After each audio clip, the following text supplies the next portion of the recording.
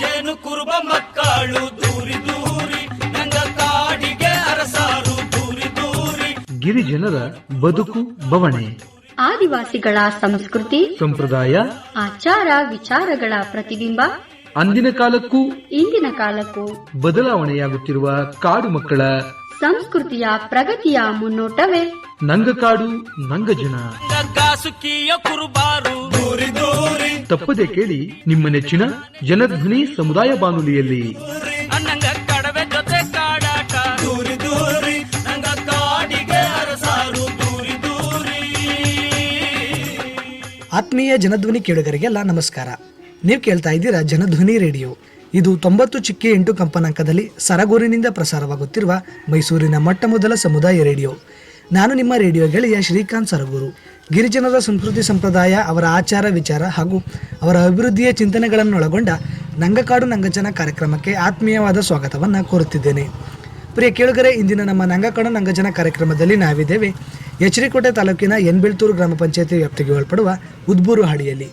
ಇಂದಿನ ಈ ಕಾರ್ಯಕ್ರಮದಲ್ಲಿ ಈ ಉದ್ಬೂರು ಹಾಡಿಯ ಕುರಿತು ಇಲ್ಲಿನ ಗಿರಿಜನರು ಇಲ್ಲಿಗೆ ಪುನಸತ್ತಿ ಆಗೋಕ್ಕೂ ಮುಂಚೆ ಯಾವ ಅರಣ್ಯ ವ್ಯಾಪ್ತಿಯಲ್ಲಿ ಜೀವನವನ್ನು ನಡೆಸ್ತಾ ಇದ್ರು, ಅಂದಿನ ಕಾಲದಲ್ಲಿ ಇವರ ಜೀವನ ಶೈಲಿ ಹೇಗಿತ್ತು, ಪ್ರಸ್ತುತ ಈ ಜೀವನ ಶೈಲಿ ಹೇಗಿದೆ, ಅಲ್ಲಿಂದ ಇಲ್ಲಿಗೆ ಪುನಸತ್ತಿ ಆದಂಥ ಸಂದರ್ಭದಲ್ಲಿ ಎಷ್ಟೆಲ್ಲ ಸಮಸ್ಯೆಗಳನ್ನು ಎದುರಿಸ್ತಾ ಇದ್ರು, ಪ್ರಸ್ತುತ ಏನೆಲ್ಲ ಸೌಲಭ್ಯಗಳನ್ನು ಪಡ್ಕೊಂಡು ಇನ್ನೂ ಯಾವ ರೀತಿಯಾದ ಹಕ್ಕುಗಳನ್ನು ಪಡ್ಕೊಳ್ಳೋ ನಿಟ್ಟಿನಲ್ಲಿ ನಿರಂತರವಾಗಿ ಹೋರಾಟದಲ್ಲಿದ್ದಾರೆ. ಒಟ್ಟಾರೆಯಾಗಿ ಈ ಉದ್ಬೂರು ಹಾಡಿಯ ಸಂಕ್ಷಿಪ್ತ ವಿವರ ಹಾಗೂ ಮಾಹಿತಿಯನ್ನು ತಮ್ಮ ಅನುಭವದ ಮುಖಾಂತರ ಹಂಚಿಕೊಳ್ಳಿಕ್ಕೆ ಈ ದಿನದ ನಮ್ಮ ನಂಗಕಾಡು ನಂಗಜನ ಕಾರ್ಯಕ್ರಮದಲ್ಲಿ ನಮ್ಮ ಜೊತೆ ಇದ್ದಾರೆ ಎಚ್.ಡಿ.ಕೋಟೆ ತಾಲೂಕಿನ ಉದ್ಬೂರು ಹಾಡಿಯ ಯುವ ಮುಖಂಡರಾದಂಥ ಶ್ರೀಯುತ ರಾಜೇಶ್ ಅವರು. ಬನ್ನಿ ಅವ್ರನ್ನ ಕಾರ್ಯಕ್ರಮಕ್ಕೆ ಸ್ವಾಗತಿಸಿ ಈ ಎಲ್ಲ ವಿಚಾರಗಳ ಕುರಿತು ಮತ್ತಷ್ಟು ಮಾಹಿತಿಯನ್ನು ತಿಳಿಯೋಣ. ರಾಜೇಶ್ ಅವರೇ, ತಮಗೆ ಕಾರ್ಯಕ್ರಮಕ್ಕೆ ಸ್ವಾಗತ. ನಮಸ್ಕಾರ. Welcome sir. ಮೊದಲಿಗೆ ರಾಜೇಶ್ ಅವರೇ, ತಾವು ಈ ಉದ್ಬೂರು ಹಾಡಿನಲ್ಲಿ ಎಷ್ಟು ವರ್ಷಗಳಿಂದ ಜೀವನವನ್ನು ನಡೆಸ್ತಾ ಇದ್ದಾರೆ? ಸರ್, ನಾವೊಂದು 50 ವರ್ಷ ಇಲ್ಲಿಗೆ ಬಂದಮೇಲೆ, ಹೊಸ ಕಾಲೋನಿ ಆದಮೇಲೆ, ನಾವು ಇಲ್ಲಿಗೆ ಹೊಸ ಕಾಲೋನಿ ಆಗೋದಕ್ಕೆ ಮುಂಚೆ ನಾವು ಹುಟ್ಟಿರಲಿಲ್ಲ. ಇಲ್ಲಿಗೆ ಬಂದ ಮೇಲೆ ಎಷ್ಟೋ ವರ್ಷಗಳ 73ನೇ ಇಸ್ವಿಲಿ ನಮಗೆ ಇಲ್ಲಿ ನಾವಿಲ್ಲಿ ಇದಾಯ್ತು. ಅವಾಗಿಂತ ಮುಂಚೆ ಇಲ್ಲಿಗೆ ಒಂದು ಹೊಸ ಕಾಲೋನಿ ಆಯಿತು. ಅವಾಗ 71, 72ರಲ್ಲಿ ಪುನರ್ವಸತಿ ಇದಾದಮೇಲೆ ನಾವು ಇಲ್ಲಿಗೆ ಬಂದದ್ದು. ಮೊದಲು ನಾವು ಫಾರೆಸ್ಟ್ ಒಳಗಡೆ ಆಲಗೆರೆ ಮತ್ತು ಸೀಗುರುಕೆರೆ ಆ ಕಡೆ ಇದ್ದಂಥವ್ರು ನಾವೆಲ್ಲ. ಹೇಗೆ ಜೇನು ಕುರುಬ ಸಮುದಾಯ ಇದೆ, ಅದೇ ಥರ ನಮ್ಮ ಒಂದು ಸಮುದಾಯನೂ ಎರವ ಸಮುದಾಯ ಅಲ್ಲಿ ಕಾಡಲ್ಲಿ ವಾಸ ಮಾಡ್ತಾಯಿತ್ತು. ಅಲ್ಲಿಂದ ಬಂದ ಮೇಲೆ ಸ್ವಲ್ಪ ಪುನರ್ವಸತಿ ಆದಮೇಲೆ 82ರಲ್ಲಿ ಒಂದು ಉಳುವವರೇ ರೈತ ಅಂತ ಬಂತಲ್ಲ, ಇಂದಿರಾ ಗಾಂಧಿ ಅವರ ದಿವಂಗತ ಭೂಮಿ ಒಡೆಯ ಅಂತ ದಿವಂಗತ ಇಂದಿರಾ ಗಾಂಧಿ ಅವ್ರ ಪೀರಿಯಡಲ್ಲಿ ನಮ್ಮೂರಿಗೆ 3 ಎಕರೆ ಕೊಟ್ಟು, ಅವಾಗ ಸ್ವಲ್ಪ ನಮ್ಮ ಗಿರಿಜನ ಕೆಲವ್ರಿಗೆ ಮಾತ್ರ ಅದು 15ರಿಂದ 20 ಜನ ಇರ್ಬೋದು, ಅಷ್ಟು ಜನಕ್ಕೆ ಮಾತ್ರ ಜಮೀನು 3 ಎಕರೆ ಕೊಟ್ಟಿದ್ದಾರೆ. ಅವರ ಇದರಲ್ಲಿ 3 ಎಕರೆ ಅಂದರೆ ಒಬ್ಬರಿಗೆ ಅವಾಗ ಮಕ್ಕಳೇನು ಇದಿರಲಿಲ್ಲ, 5 ಜನ 6 ಜನ ಮಕ್ಕಳು. ಆ ಮಕ್ಕಳು ಇವಾಗ ಅದನ್ನು ಉಳುಮೆ ಮಾಡ್ಕೊಂಡು ಜೀವನ ಮಾಡ್ಕೊಂಡು ಹೋಗ್ತಾ ಇದ್ದಾರೆ.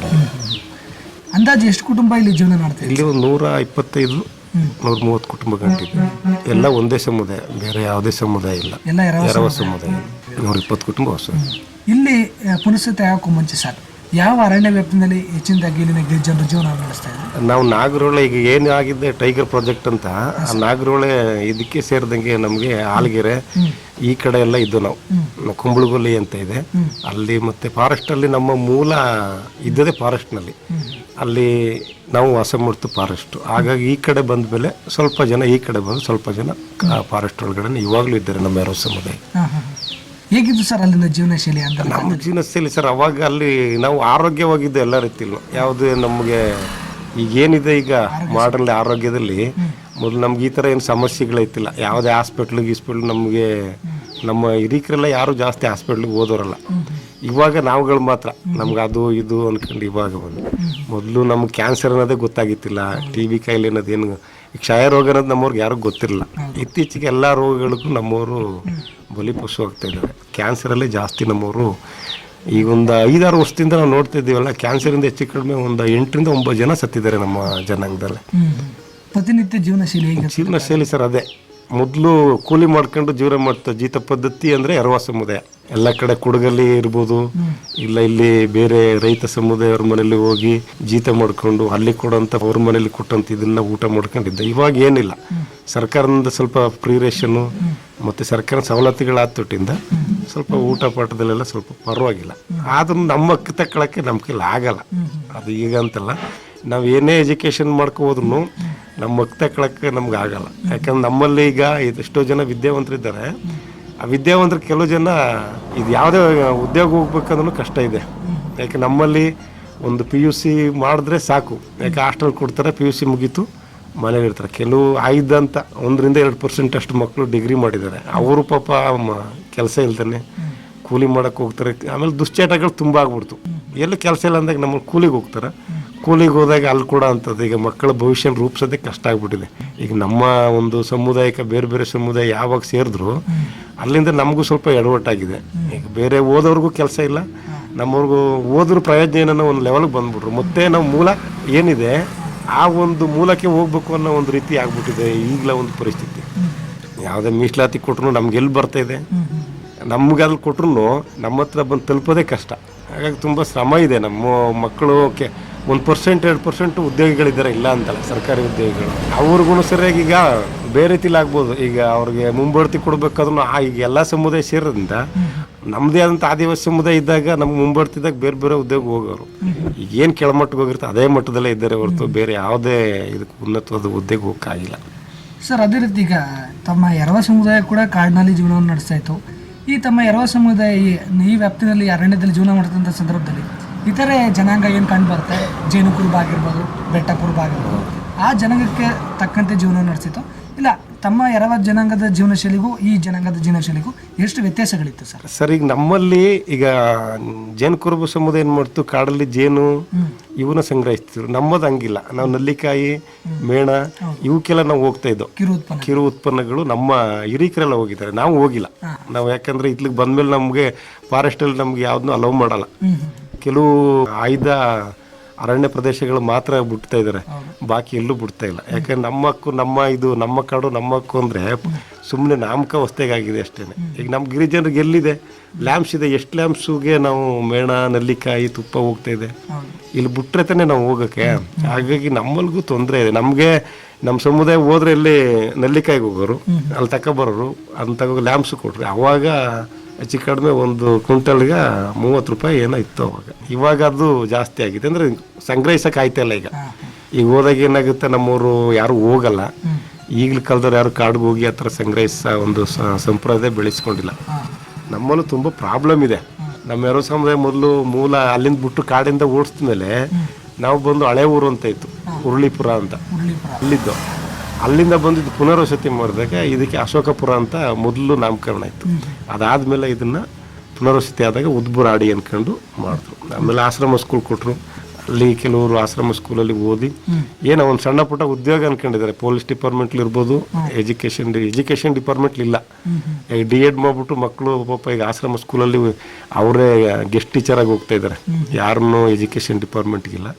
ಇನ್ನು ಅರಣ್ಯ ಇಲಾಖೆಯಲ್ಲಿ ಸ್ವಲ್ಪ ವೀಕ್ಷಕರಾಗಿ ಇದು ಮಾಡ್ತಿದ್ದಾರೆ, ವಾಚರ್ ಅಂತಾರಲ್ಲ ಆ ಪೋಸ್ಟಲ್ಲಿ ಇದ್ದಾರೆ. ಈಗ ಪ್ರಮೋಷನ್ನ ಕೆಲವು ಮಕ್ಕಳು ಗಾರ್ಡ್ ಆಗಿದ್ದಾರೆ, ಇನ್ನು ಕೆಲವರು ಅಂದರೆ ಅದರಲ್ಲಿ 1-2 ಫಾರೆಸ್ಟನ್ನ ಆಗಿದ್ದಾರೆ.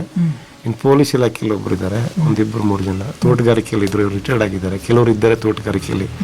ಹಾಗಾಗಿ ಸ್ವಲ್ಪ ಆಯ್ದಂಥ ಒಂದೊಂದು ಇಲಾಖೆಯಲ್ಲಿ 1-2 ಹಿಂಗೆ ಇದ್ದಾರೆ. ಹೆಲ್ತ್ ಡಿಪಾರ್ಟ್ಮೆಂಟ್ಲಿ 6 ಸೀಟ್ ಇದ್ದಾರೆ.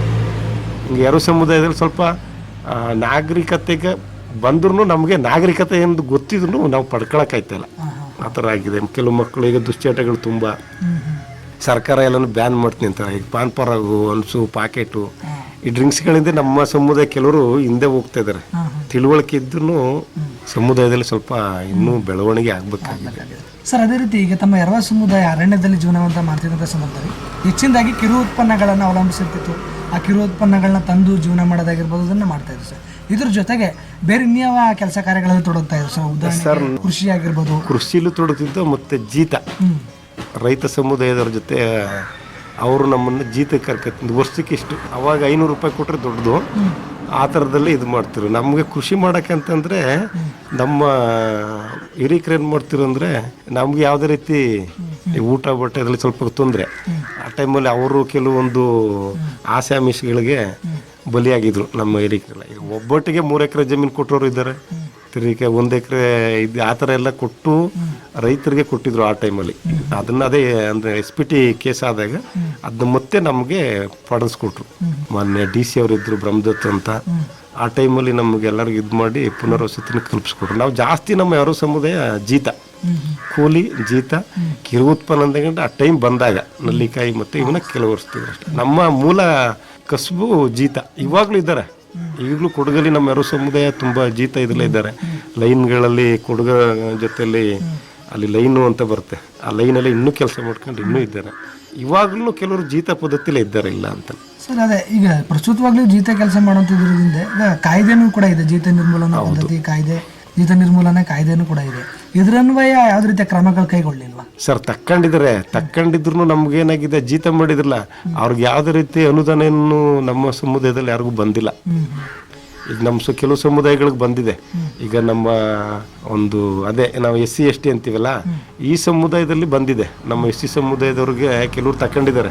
ಜೀತ ಪದ್ಧತಿದು ಅನುದಾನ ಏನು ಬಂದಿದೆ, ಜೀತ ಮಾಡ್ತಾರೆ ಇಷ್ಟು ಅಂದ್ಕೊಂಡು ಸರ್ಕಾರ ಕೊಟ್ಟಾಗ ಅದನ್ನ ನಮ್ಮ ಆ ಸಮುದಾಯದವ್ರು ತಕೊಂಡಿದ್ದಾರೆ. ನಮ್ಮ ಸಮುದಾಯದಲ್ಲಿ ಯಾರು ಆ ಥರ ತಗೊಳಕ್ಕಂದ್ರೆ ನಮ್ಗೆ ಗೊತ್ತಿಲ್ಲ, ಅದು ತಿಳುವಳಿಕೆ ಇದ್ರು ಮಾಡ್ಕೊಡೋರು ಯಾರು ಇಲ್ಲಲ್ಲ. ಈಗ ಏನಾಗುತ್ತೆ, ಮಾಡ್ಕೊಡ್ತೀನಿ ಅಂದ್ರೆ ನಮ್ಮಲ್ಲಿ ಯಾರು ಹೋಗ್ಬೇಕು ಅಂದ್ರೆ ಅವ್ರಿಗೆ ದುಡ್ಡು ಕೊಡ್ಬೇಕು, ಎಲ್ಲಿ ಕೊಡ್ತಾರೆ? ಹಾಗಾಗಿ ಆ ಅನುದಾನ ನಮ್ಮವ್ರು ಯಾರು ತಕ್ಕೊಂಡಿಲ್ಲ. ನಮ್ಮ ಸಮುದಾಯಕ್ಕೆ ಒಂದು ಸರಹದ್ದಿದೆ, ಕಟ್ಟುಪಾಡುಗಳಂತಲ್ಲ.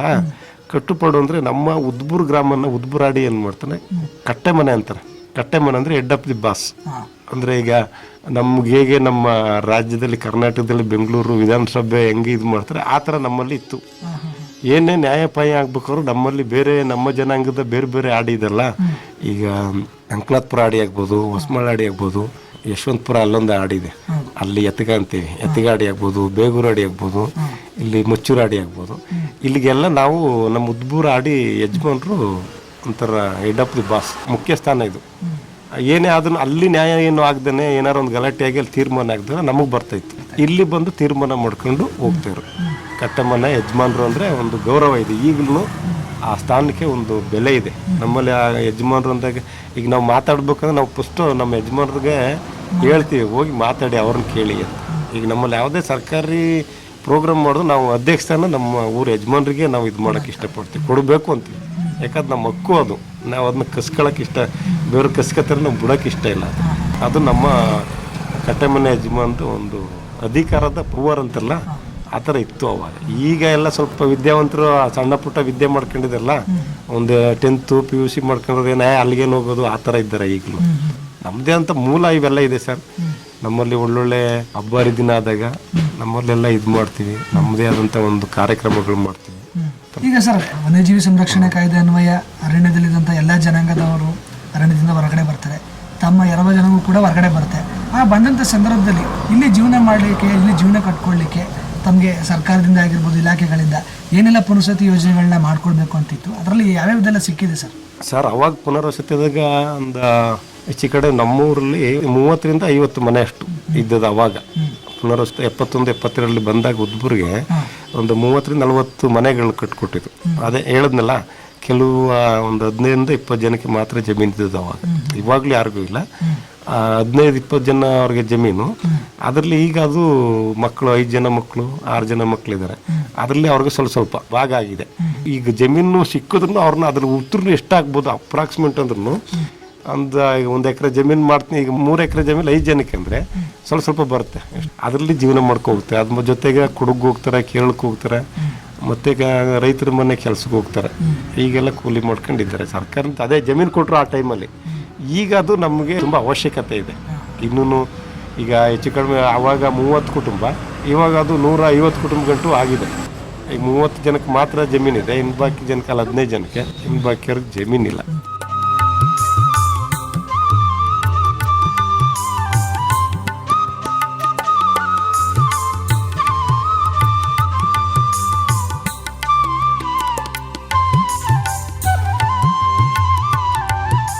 ಈಗ ಅದೇ ರೀತಿ ಸರ್, ಈಗ ಏನು ಪುನರ್ವಸತಿ ಆದಂಥ ಸಂದರ್ಭದಲ್ಲಿ ಕೇವಲ 30-35 ಕುಟುಂಬ ಮಾತ್ರ ಅಲ್ಲಿನ ಜೀವನ ಮಾಡಲಿಕ್ಕೆ ಅವರು ಪುನರ್ವಸತಿಯನ್ನು ಮಾಡಿಕೊಳ್ಳಾಯಿತು. ಈಗ ಪ್ರಸ್ತುತ ಕುಟುಂಬಗಳು ಬೆಳೆದಿವೆ, ಜನಸಂಖ್ಯೆ ಹೆಚ್ಚಾಗಿದೆ ಸರ್.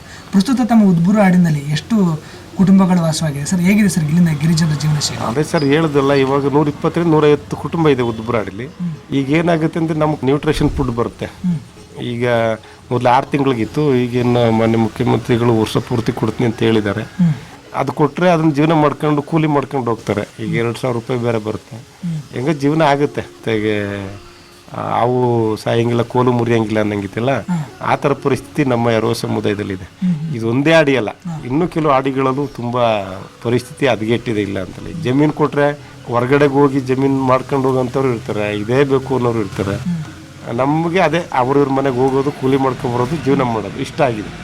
ಇವತ್ತಿನ ಪರಿಸ್ಥಿತಿ ಇನ್ನೂ ಈಗ ನಮ್ಮಲ್ಲಿ ಏನಾಗಿದೆ, ಎಲ್ಲ ಜನಾಂಗ ಮುಂದುವರೆದು ನಮ್ಮ ಜನಾಂಗ ಇನ್ನೂ ಕೀಳು ಮಟ್ಟದಲ್ಲೇ ಹೋಗ್ತಿದೆ. ನಮಗೆ ಕುಲ ಕಸುಬು ಬೇರೆ ಕಸುಬು ಬರಲ್ಲ, ಇಲ್ಲ ಕೂಲಿ ಮಾಡಬೇಕು ಇಲ್ಲ ಜೀತ ಮಾಡಬೇಕು. ಅದು ಬಿಟ್ಟರೆ ಬೇರೆ ಹೋಗಿ ಏನಾರ ನಾವು ಬೇರೆ ಮಾಡ್ತೀವಿ ಅನ್ನೋಷ್ಟು ಒಂದು ನಮ್ಮಲ್ಲಿ ಹಣಕಾಸಲ್ಲಿ ತುಂಬ ಸಮಸ್ಯೆ ಇದೆ.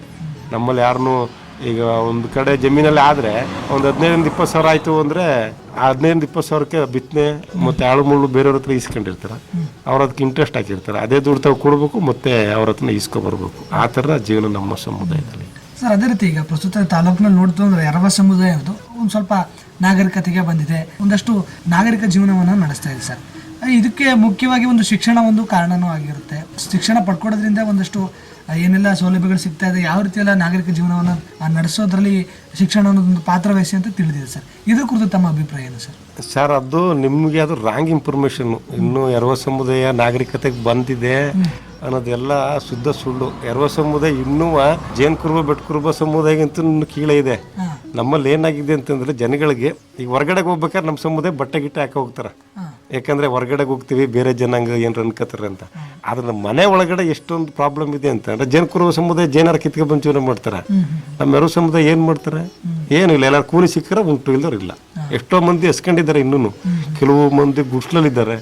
ಸರ್ಕಾರ ಕೂಡ ಒಂದು ಇದು ಸಾಕಾಗಲ್ಲ. ಈಗ ಒಂದು 80 ಕೊಡ್ತಾರೆ, ಎಲ್ಲಿಗಾಗುತ್ತೆ? ಅಡಿಪಾಯ ಹಾಕೋಕ್ಕೆ ಬೇಕು. ಈಗ ಇವತ್ತಿನ ಒಂದು ದರ ಏರಿರೋದ್ರಿಂದ ಒಂದು ಅಡಿಪಾಯ ಹಾಕ್ಬೇಕಂದ್ರೆ 1-1.5 ಲಕ್ಷ ಗಂಟೆ ಬೇಕು. ಸರ್ಕಾರ 180 ಕೊಡುತ್ತೆ. ತಗೊಂಡು ಏನು ಮಾಡೋಕ್ಕಾಗುತ್ತೆ? ನಮ್ಮಲ್ಲಿ ಇನ್ನೂ ನಾವು ಅನಾಗರಿಕವಾಗಿ ಇದ್ದೀವಿ. ಕೆಲವೇ ಹೇಳ್ದ್ವಲ್ಲ, ಕೆಲವರು ವಿದ್ಯಾವಂತರಾಗಿರ್ಬೋದು, ಅವರ PUC ಗಂಟು ಮಾಡ್ಕೊಂಡಿರ್ಬೋದು. ಕೆಲವರು ಮಾತ್ರ ಸ್ವಲ್ಪ ಜನಾಂಗ ಬೆರಿಬೇಕು ಅನ್ಕೊಂಡು ಹೋಗ್ತಾರೆ.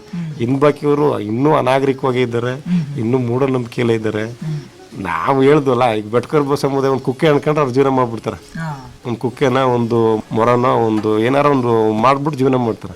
ನಮ್ಮವ್ರು ಏನು ಮಾಡ್ತಾರೆ? ಎಲ್ಲ ಕೂಲಿ ಕರೆದ್ರೆ ಈಗ ಉನ್ನತ ಜನಾಂಗ ಅಲ್ಲ, ಇವತ್ತು ಕೆಲ್ಸಕ್ಕೆ ಬತ್ತೇಪ್ಪ, ನಾವು ಬರ್ತೀವಿ ಸರ್, ಈ ಕೆಲ್ಸಕ್ಕೆ ಹೋಗ್ತೀವಿ. ಕೆಲ್ಸಕ್ಕೆ ಹೋದಾಗ ಅವರು 200-300 ಕೊಡ್ತಾರೆ. ಈಗ ಗಣಸುಗಳು ಏನು ಮಾಡ್ತಾರೆ? 400 ರೂಪಾಯಿ ಕುಡ್ಕೊ ಬಂದಿರ್ತಾರೆ. ಎಲ್ಲಿದೆ ನಾಗರಿಕತೆ? ನಾಗರಿಕತೆಗೆ ಬಂದಿಲ್ಲ ಸರ್. ನಾಗರಿಕತೆಗೆ ಬರೋದು ಯಾವಾಗ ಅಂದರೆ, ನಾವು ಒಂದು ಸಮಾಜನ ಸೃಷ್ಟಿ ಮಾಡಬೇಕು, ಬೇರೆ ಸಮಾಜದ ಜೊತೆ ಬೆಳಿಬೇಕು, ಬೇರೆ ಸಮುದಾಯ ರೀತಿ ನಡಿಬೇಕು ಅಂತ ಬರ್ತಲ್ಲ, ಅವಾಗ ನಾಗರಿಕತೆ. ನಮ್ಮ ಮನೇಲಿ ಈಗ ನಾನೇ ಹೋಗಿ 80 ರೂಪಾಯಿ ಕುಡ್ಕೊ ಬಂದರೆ ಮನೆಗೇನು ಕೊಡೋಕ್ಕಾಗುತ್ತೆ? ಹಾಗೆ ಸರ್, ಪ್ರಸ್ತುತ ನಿಮ್ಮ ಉದ್ಬರಾಡಿಲಿರುವಂಥ 120 ಕುಟುಂಬದ ಮಕ್ಕಳನ್ನ ಶಾಲೆ ಕಳಿಸ್ತಾ ಇದ್ದಾರೆ, ಶಿಕ್ಷಣ ಕೊಡಿಸ್ತಾ ಇದ್ದಾರೆ ಸರ್? ಹೋಗ್ತಾ ಇದ್ದಾರೆ. ಶಿಕ್ಷಣ ಹೆಂಗೆ ಅಂದರೆ ಆಶ್ರಮ ಸ್ಕೂಲ್ಗೆ ಹೋಗ್ತಾರೆ. ಅಲ್ಲಿ ಯಾರು ನಮ್ಮ ಜನಾಂಗದವರು ಯಾರು ಕೆಲವರು ಟೀಚರ್ಸ್ಗಳಿರ್ತಾರೆ. ನಮ್ಮ ಜನಾಂಗ, ಬೆಟ್ ಕುರುಬ ಜನಾಂಗ, ಜೇನು ಕುರುಬ ಜನಾಂಗ ಎಲ್ಲ ಮಕ್ಕಳು ಗೆಸ್ಟ್ ಟೀಚರ್ಸ್ಗಳಿದ್ದಾರೆ, ಹೋಗ್ತಾರೆ. ಎಷ್ಟು ಹೋಗ್ತಾರೆ ಸರ್? ಈಗ PUC ಗಂಟ ಸರ್ಕಾರದ ಸವಲತ್ತು ಇರುತ್ತೆ. ಈಗ ನಾವು ಕೂಲಿ ಮಾಡ್ಬಿಟ್ಟು ಬಂದ್ಬಿಟ್ಟು ಅವ್ರ ಮಕ್ಕಳನ್ನ ಎಲ್ಲಿ ಗಂಟೆ ಓದಿಸೋಕ್ಕಾಗುತ್ತೆ? ಆಗಲ್ಲ. ಕೆಲವು ನಾನು ಹೇಳಿದ್ನಲ್ಲ, ಆಯ್ದವ್ರು ಸ್ವಲ್ಪ ಓದಿಸೋರು ಡಿಗ್ರಿ ಮಾಡೋರು ಇರ್ತಾರೆ, ಏನೋ ನಮ್ಮ ಮಕ್ಕಳು ಓದಲಿ ಅನ್ನೋರು ಇರ್ತಾರೆ. ಇನ್ನು ಕೆಲವರು ಪಾಪ PUC ಲಾಸ್ಟ್ SLC ಪಾಸ್ ಆಗಿಬಿಟ್ರೆ ನನ್ನ ಮಗ ಏನೋ ಒಂದು ಸಾಧನೆ ಮಾಡಿದ್ದಾನೆ ಅನ್ನೋ ಲೆವೆಲ್ಗೆ ಆಗಿದ್ದೀವಿ ಅಷ್ಟೇ. ಈಗ ಅದೇ ರೀತಿ ಸರ್, SSLC ಪಾಸ್ ಆದ ನಂತರ ಆಗಿರ್ಬೋದು, PUC ಶಿಕ್ಷಣ ಪಡೆದ ನಂತರ ಆಗಿರ್ಬೋದು, ಈಗ ಬೇರೆ ಬೇರೆ ಯಾವ್ದಾದ್ರು ಉದ್ಯೋಗ ಮಾಡಲ ನಿಟ್ಟಿನಲ್ಲಾಗಿರ್ಬೋದು, ಅಥವಾ ಒಂದು ವಾಹನವನ್ನು ಖರೀದಿ ಮಾಡಿ ಆ ವಾಹನದ ಚಾಲನೆ ಮಾಡೋ ಮುಖಾಂತರ ಅದರಲ್ಲಿ ಒಂದು ಜೀವನವನ್ನು ನಡೆಸಲಿಕ್ಕೆ ನಿಗಮಗಳಿಂದ ಆಗಿರ್ಬೋದು ಮತ್ತು ಇಲಾಖೆಗಳಿಂದ ಆಗಿರ್ಬೋದು ಬೇರೆ ಬೇರೆ ಯೋಜನೆಗಳ ಮುಖಾಂತರ ಅರ್ಜಿಯನ್ನು ಆಹ್ವಾನಿಸಿದೆ. ಈ ಥರ ಸೌಲಭ್ಯಗಳನ್ನ ಪಡ್ಕೊಂಡು ನಿಟ್ಟಿನಲ್ಲಿ ತಮ್ಮ ಆಡಿಯ ಸಮುದಾಯದ ಜನರು ಹೇಗಿದ್ದಾರೆ ಸರ್? ಸರ್, ನಮ್ಮ ಆಡಿ ಅಂತಲ್ಲ, ನಮ್ಮ ಸಮುದಾಯಕ್ಕೆ ಯಾರು ನಿಗಮದಿಂದ ಖರೀದಿ ಮಾಡೋಕೆ ಹೋಯ್ತು ಅಂದ್ರೂ ನಮ್ಗೆ ಸಿಕ್ಕಬೇಕಲ್ಲ ಅದು.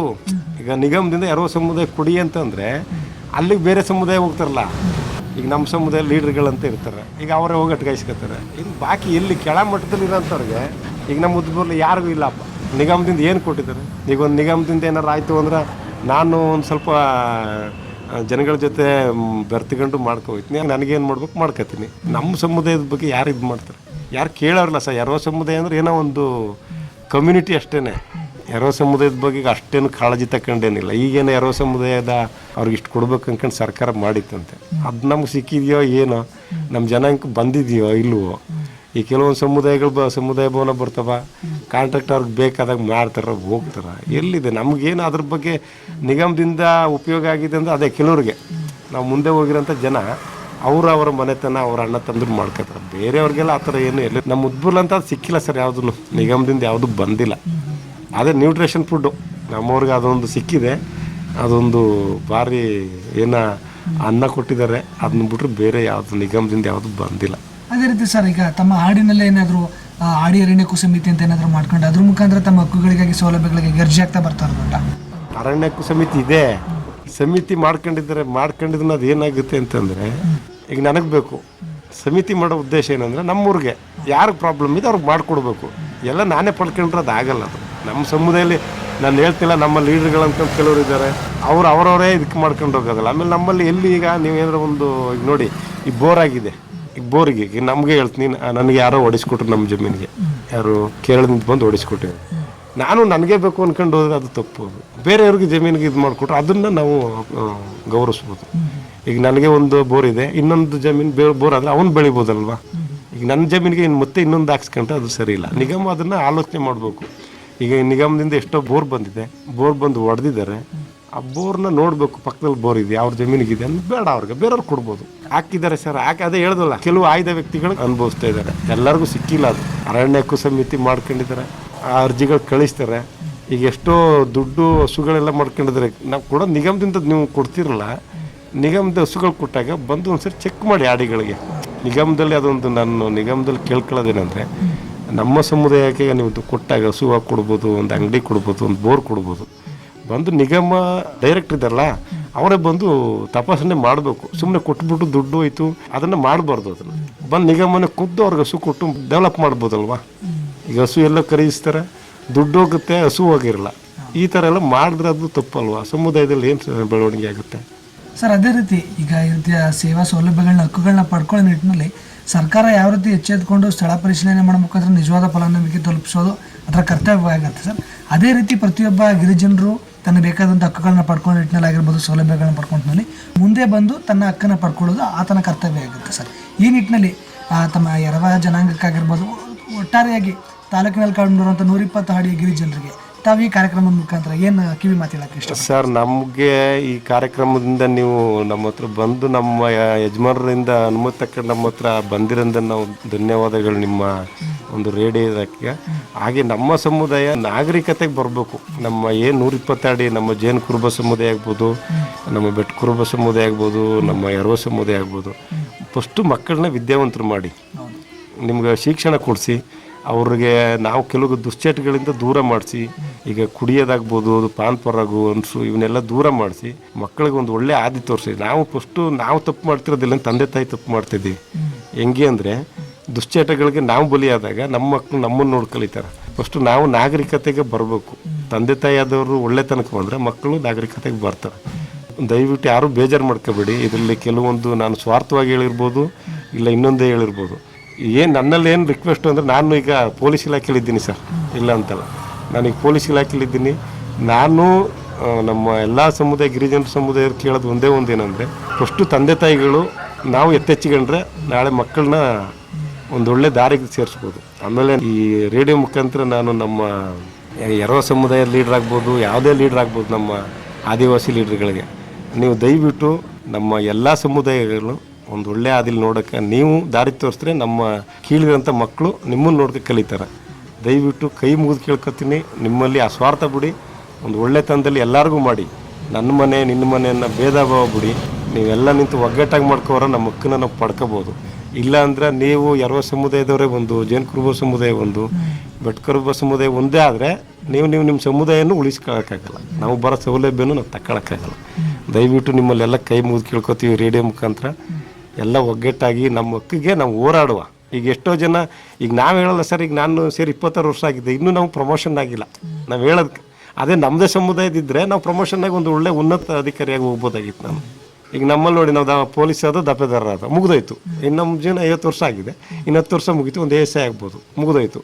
ಅದೇ ನಮ್ಮ ಸಮುದಾಯಕ್ಕೆ ಇದ್ದರೆ ಅದು ನಾವು ಒಂದು ಉನ್ನತವಾಗಿ ಒಂದು ಇನ್ಸ್ಪೆಕ್ಟ್ರೋ ಒಂದು ಏನೋ ಆಗ್ಬೋದಾಗಿತ್ತು. ನಮಗೆಲ್ಲ ಆಗುತ್ತೆ, ಇನ್ನು ಅದು ಪಡೆಯೋಕ್ಕಾಗಲ್ಲ ಅಲ್ವೇ. ನಾವು ನಮ್ಮ ಮಕ್ಕಳನ್ನ ಪಡೆಯೋಕ್ಕಾರ ನೀವು ಎಲ್ಲ ಒಗ್ಗಟ್ಟಾಗಿ ಮಾಡಿ. ಯಾಕೆ ನಾವು ಒಬ್ಬರಿಗೋಸ್ಕರ ಕೇಳ್ತಿಲ್ಲ, ಇದನ್ನು ಒಟ್ಟಾರೆ ಕೇಳ್ತೀನಿ. ಎಲ್ಲ ಮಕ್ಕಳು ಬೇರೆ ಬೇರೆ ಡಿಪಾರ್ಟ್ಮೆಂಟ್ಗೆ ಹೋಗ್ತಾರೆ. ಈಗ ಎಷ್ಟು ಅರಣ್ಯ ಇಲಾಖೆಯಲ್ಲಿ ಇಷ್ಟು % ಅಂತ ಕೊಡ್ತಾರೆ ನಮ್ಮ ಸಮುದಾಯಕ್ಕೆ, ಆದಿವಾಸಿ ರಿಸರ್ವೇಷನ್. ಎಲ್ಲ ಸಮುದಾಯನೂ ಅದನ್ನ ಕೇಳಿ, ಇದೊಂದೇ ಇಲಾಖೆ ಅಲ್ಲ, ಎಲ್ಲ ಸಮುದಾಯದಲ್ಲಿ ನಮ್ಗೆ ಬೇಕು ಅಂತ ಲೀಡರ್ಗಳಾದವರು ಕೇಳಿ ಸರ್ಕಾರಕ್ಕೆ ಒತ್ತಾಕಿ ಎಲ್ಲ ಇಲಾಖೆಯಲ್ಲೂ ಬೇಕು ಇದು ಅಂತ ಮುಂದೆ ಬರೋಂಥ ಮಕ್ಕಳಿಗೆ ಒಳ್ಳೇದಾಗಲಿ, ಮಕ್ಕಳುಗಳೆಲ್ಲ ತಿಳ್ಕೊಳ್ಳಿ, ದುಶ್ಚಟದಿಂದ ದೂರ ಆಗಿ ಒಳ್ಳೆ ಸಮಾಜನ ಸೃಷ್ಟಿ ಮಾಡುವ. ಆದಿವಾಸಿ ಸಮುದಾಯ ಈ ರೀತಿ ಇದ್ದರೂ ಈ ರೀತಿ ಬೆಳೆದಿದ್ದಾರೆ ಪರವಾಗಿಲ್ಲ ಅನ್ನೋ ಒಂದು ಮಟ್ಟಿಗೆ ನಾವು ತೋರಿಸುವ. ಯುವ ಮುಖಂಡರುಗಳನ್ನೋದೇನಿದೆ ಸರ್, ಇವತ್ತು ಎಲ್ಲ ಎದ್ದರೆ ಏನೂ ಆಗಲ್ಲ. ಈಗ ನಮಗೊಂದು ಖುಷಿ ಏನಂದರೆ ನಮ್ಮ ಎಲ್ಲ ಸಮುದಾಯದಲ್ಲಿ ವಾಲಿಬಾಲ್ ಒಳ್ಳೊಳ್ಳೆ ಇದಾಗ್ತಿದ್ದಾರೆ, ಕ್ರೀಡಾಪಟುಗಳಿದ್ದಾರೆ. ಎಲ್ಲಿ ಹೋಗೋಕ್ಕಾಗುತ್ತೆ? ಯಾರು ತಕ್ಕತ್ತಾರೆ ಸರ್? ಗುರುತಿಸೋರು ಯಾರಿದ್ದಾರೆ? ಈಗ ವಾಲಿಬಾಲ್ ಒಳ್ಳೊಳ್ಳೆ ಆಟಗಾರಿದ್ದಾರೆ. ಹುಣಸೂರು ತಾಲೂಕಲ್ಲಿ ಆಗ್ಬೋದು, ಕೋಟೆ ತಾಲೂಕಲ್ಲಿ ಆಗ್ಬೋದು, ಒಳ್ಳೊಳ್ಳೆ ಮಕ್ಕಳಿದ್ದಾರೆ. ಗುರುತಿಸ್ಕೊಳ್ಳೋ ರೀತಿ ನಮಗೆ ಒಂದು ವೇದಿಕೆ ಇಲ್ಲ, ವೇದಿಕೆ ಸಿಗಬೇಕಾಗಿದೆ. ಎಲ್ಲ ರಂಗದಲ್ಲಿ ಇದೆ. ಕ್ರಿಕೆಟ್ ಆಡ್ತಾರೆ, ವಾಲಿಬಾಲ್ ಆಡ್ತಾರೆ, ಕಬಡ್ಡಿ ಆಡ್ತಾರೆ. ನಮ್ಮಲ್ಲಿ ಯಾರು ಹೋಗ್ತಾರೆ? ಆ ರೀತಿ ಒಂದು ಆದಾಗ ನಮ್ಮ ಲೀಡರ್ಗಳವರು ಈ ಥರ ಇದ್ದಾರೆ, ಒಂದು ಕ್ರೀಡಾ ಇಲಾಖೆ ಇದೆಯಲ್ಲ, ಅಲ್ಲಿ ನಮ್ಮ ಮಕ್ಕಳಿದ್ದಾರೆ, ಒಂದು ಕ್ರೀಡಾ ಶಾಲೆಗೆ ಸೇರಿಸ್ಕೊಟ್ರೆ ಆ ಮಕ್ಳಿಗೊಂದು ಇದಾಗುತ್ತೆ. ಕಾರಣ ಎಜುಕೇಷನ್ ಆದರೆ ಹೋಗ್ಬೋದು. ಖಂಡಿತ ಸರ್, ಭಾಳ ಸಂತೋಷ ಸರ್. ಇಷ್ಟೊತ್ತು ನಮ್ಮ ನಂಗಕಾಡು ನಂಗಜನ ಕಾರ್ಯಕ್ರಮದಲ್ಲಿ ಭಾಗವಹಿಸಿ ಪ್ರಸ್ತುತ ತಮ್ಮ ಉದ್ಬೂರು ಹಾಡಿಯ ಸ್ಥಿತಿಗತಿ ಆಗಿರ್ಬೋದು, ಇಲ್ಲಿನ ಗಿರಿಜನರ ಜೀವನ ಶೈಲಿ ಆಗಿರ್ಬೋದು, ತಾವು ಇಲ್ಲಿ ವಾಸವಾಗಿರುವಂಥ ಎಲ್ಲ ಎರವ ಜನಾಂಗ ಎಲ್ಲಿ ತಮ್ಮ ಜೀವನವನ್ನು ನಡೆಸ್ತಾ ಇದ್ವಿ, ಅಲ್ಲಿನ ಜೀವನ ಹೇಗಿತ್ತು, ಅರಣ್ಯದಲ್ಲಿ ತಾವು ಯಾವ ರೀತಿಯ ಜೀವನವನ್ನು ನಡೆಸ್ತಾ ಇದ್ರಿ, ಅರಣ್ಯದಿಂದ ಹೊರಗಡೆ ಬಂದು ಇಲ್ಲಿಗೆ ಪುನಸಾದ ಸಂದರ್ಭದಲ್ಲಿ ಎಷ್ಟೆಲ್ಲ ಸಮಸ್ಯೆಗಳಾಯಿತು, ಎಷ್ಟೆಲ್ಲ ಸವಾಲುಗಳನ್ನು ಎದುರಿಸ್ಕೊಂಡು ಜೀವನ ಮಾಡಲಿಕ್ಕೆ ಶುರು ಮಾಡ್ತಿದ್ದ. ತಮ್ಮ ಉದ್ಬೂರು ಹಾಡಿ ಆಗಿರ್ಬೋದು, ಒಟ್ಟಾರೆಯಾಗಿ ತಾಲೂಕಿನ ಗಿರಿಜನರು ಇನ್ನು ಯಾವುದೇ ರೀತಿಯ ಸೌಲಭ್ಯಗಳನ್ನ ಪಡ್ಕೊಳ್ಳೋದ್ರಲ್ಲಿ ವಂಚಿತರಾಗ್ತಿದ್ದಾರೆ. ಈ ಸೌಲಭ್ಯಗಳನ್ನ ನೀಡೋ ನಿಟ್ಟಿನಲ್ಲಿ ಸರ್ಕಾರ ಆಗಿರ್ಬೋದು, ಅಧಿಕಾರಿ ವರ್ಗಗಳಾಗಿರ್ಬೋದು, ಇಲಾಖೆಗಳಾಗಿರ್ಬೋದು ಯಾವ ರೀತಿಯಲ್ಲಿ ಎಚ್ಚೆತ್ಕೊಂಡು ಸೂಕ್ತ ಪರಿಶೀಲನೆಯೊಂದಿಗೆ ಸೂಕ್ತ ಫಲಾನುಭವಿಗೆ ಸೇವಾ ಸೌಲಭ್ಯಗಳನ್ನ ದೊರಕಿಸ್ಕೊಡ್ಬೇಕಾಗಿದೆ. ಆ ಸೌಲಭ್ಯಗಳನ್ನ ಪಡ್ಕೊಂಡು ಒಂದು ಅಭಿವೃದ್ಧಿಯನ್ನೇ ಕಾಣೋ ನಿಟ್ಟಿನಲ್ಲಿ ಗಿರಿಜನರ ಪಾತ್ರ ಎಷ್ಟು ಮುಖ್ಯ ಆಗಿದೆ ಅನ್ನೋದು ಕುರಿತು ಮಾಹಿತಿಯನ್ನಾಗಿರ್ಬೋದು, ಸೂಕ್ತ ವಿಚಾರಗಳನ್ನು ಇಂದಿನ ನಮ್ಮ ಕಾರ್ಯಕ್ರಮದಲ್ಲಿ ಭಾಗವಹಿಸಿ ನಮ್ಮ ತಾಲೂಕಿನ ಕೇಳುಗರಿಗಾಗಿರ್ಬೋದು, ವಿಶೇಷವಾಗಿ ಗಿರಿಜನರಿಗೆ ಮನದಟ್ಟು ಮಾಡುವಂಥ ಈ ವಿಚಾರಗಳನ್ನು ತಿಳಿಸ್ಕೊಡೋದಕ್ಕೆ ನಮಗೆ ತುಂಬ ಧನ್ಯವಾದಗಳು ಸರ್. Thank you sir. ಪ್ರಿಯ ಕೇಳುಗರೆ, ಇದುವರೆಗೂ ನೀವು ಕೇಳ್ತಾ ಇದ್ರಿ ನಮ್ಮ ನಂಗಕಾಡು ನಂಗಜನ ಕಾರ್ಯಕ್ರಮದಲ್ಲಿ ಎಚ್ರಿಕೋಟೆ ತಾಲೂಕಿನ ಎನ್ಬೆಳ್ತೂರು ಗ್ರಾಮ ಪಂಚಾಯತಿ ವ್ಯಾಪ್ತಿಗೆ ಒಳಪಡುವ ಉದ್ಬೂರು ಹಾಡಿಯ ಯುವ ಮುಖಂಡರಾದಂಥ ಶ್ರೀಯುತ ರಾಜೇಶ್ ಅವರ ಜೊತೆಗಿನ ಸಂದರ್ಶನ ಕಾರ್ಯಕ್ರಮ ಇದಾಗಿತ್ತು ಇವತ್ತಿನ ನಮ್ಮ ನಂಗಕಾಡು ನಂಗಜನ ಕಾರ್ಯಕ್ರಮ. ಮತ್ತೆ ಮತ್ತೊಂದು ನಂಗಕಾಡು ನಂಗಜನ ಕಾರ್ಯಕ್ರಮದಲ್ಲಿ ಮತ್ತೆ ಭೇಟಿಯಾಗ್ತೀನಿ. ಅಲ್ಲಿಯವರೆಗೂ ಕೇಳ್ತಾ ಇರಿ ಜನಧ್ವನಿ. ಇದು ನಿಮ್ಮ ನೆಚ್ಚಿನ ಹಾಗೂ ಮೈಸೂರಿನ ಮೊಟ್ಟ ಮೊದಲ ಸಮುದಾಯ ರೇಡಿಯೋ ಕೇಂದ್ರ 90.8 ಕಂಪನಾಂಕದಲ್ಲಿ ಸರಗೂರಿನಿಂದ ಪ್ರಸಾರವಾಗುತ್ತಿದೆ. ನಮಸ್ಕಾರ.